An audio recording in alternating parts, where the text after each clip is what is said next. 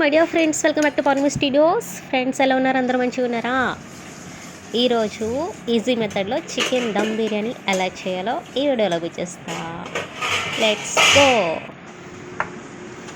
బిర్యానీ ఏ కడాయిలో అయితే చేస్తారో అదే కడాయిలో చికెన్ పీసెస్ వేసుకొని ఉప్పు, కారం, పసుపు, ఆయిల్ వేసి మంచిగా కలుపుకోవాలి.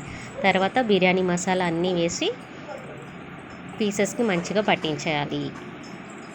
ఆ విధంగా కలుపుకోవాలండి. మొత్తం ఫ్రైడ్ ఆనియన్స్ ఫ్రై చేసి పెట్టుకున్నాం కదా, ఆ ఆయిల్ కూడా సపరేట్ పెట్టుకోవాలి.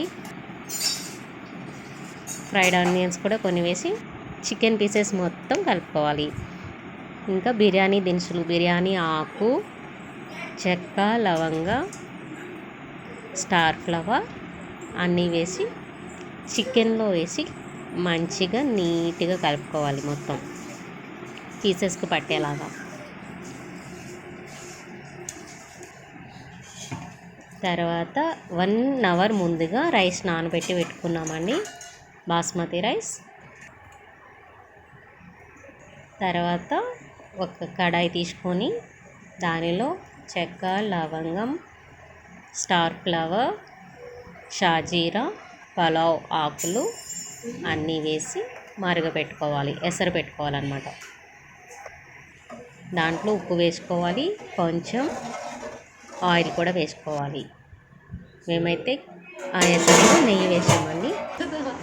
ఎసరు కాగాలి. బాగా కాగిన తర్వాత ముందుగా నానబెట్టుకున్న రైస్ వేసుకోవాలి. దాంట్లో రైస్ 80% కుక్ అయిన తర్వాత మనం ముందుగా మ్యారినేట్ చేసి పెట్టుకున్నాం కదా చికెన్లో, ఫస్ట్ లేయర్ కింద వేసేసుకోవాలి. ఫస్ట్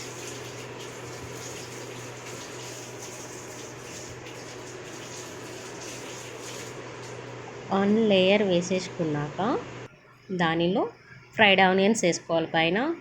అలాగే కొత్తిమీర, పుదీనా కూడా వేసుకోవాలి. కొంచెం గీ యాడ్ చేసుకోవాలి. తర్వాత మనం ఆయిల్లో ఫ్రై చేసి పెట్టుకున్నాం కదా ఆనియన్స్, ఆ ఆయిల్ మిగిలింది ఉంటుంది కదా, అది కూడా వేసుకోవాలి. మళ్ళీ ఒక లేయర్ వేసేసుకోవాలి రైస్. మళ్ళీ పైన ఫ్రైడ్ ఆనియన్స్, కొత్తిమీర, పుదీనా వేసుకోవాలి. కొంచెం గీ వేసుకోవాలి. మళ్ళీ ఆనియన్ ఫ్రై చేసిన ఆయిల్ వేసుకోవాలి. అలా 3 లేయర్స్ కింద వేసుకున్నామండి. పైన మళ్ళీ ఇలాగే వేసుకోవాలి. మేమైతే 3 లేయర్స్ కింద వేసుకున్నాం.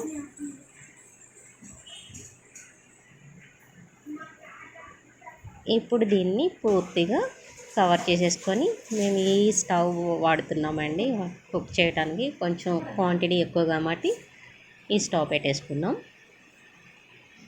ఫస్ట్ 10 మినిట్స్ హై ఫ్లేమ్లో పెట్టుకోవాలి. తర్వాత ఒక 5 మినిట్స్ లో ఫ్లేమ్లో పెట్టుకుంటే గుమగుమలాడే చికెన్ బిర్యానీ రెడీ అయిపోయింది.